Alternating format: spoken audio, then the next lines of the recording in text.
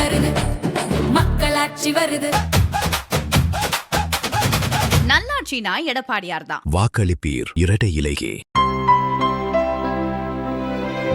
இனிமே கண்ணை மூடிட்டு கடலை எண்ணெய் வாங்கலாம். ஏன்னா மந்த்ரா கடலை எண்ணெய் இதயத்தின் தயாரிப்பு. வறுக்க பொரிக்க ஏன் எல்லா சமையலுக்கும் மந்த்ரா தான். மந்த்ரா கடலை எண்ணெய், அபார ருசி, ஆரோக்கியமான உடல் நலம். பெரம்பலூர் குன்னம் சட்டசபை தொகுதியில் அமைச்சர் சிவசங்கர் மீண்டும் களம் காண்கிறார்.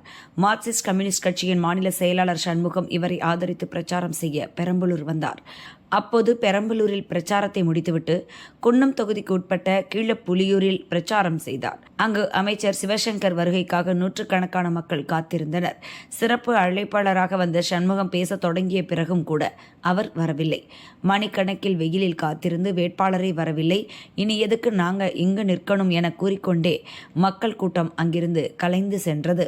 குறிப்பாக தமிழ்நாட்டுக்கு உரிய நிதி வழங்குவதில் பாரபட்சம், தமிழ்நாட்டுக்கான திட்டங்களை அனுமதி தருவதில் தராமல் மறுப்பது, தமிழ்நாடு நலன் சார்ந்து தமிழ்நாடு சட்டப்பேரவை பேரவையில் ஏற்கப்படக்கூடிய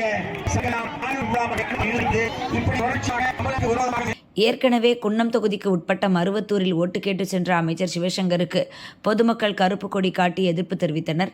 மக்கள் அதிருப்திக்கு மத்தியில் அவரது தற்போதைய செயல் இன்னும் கொந்தளிப்பை ஏற்படுத்தியுள்ளது.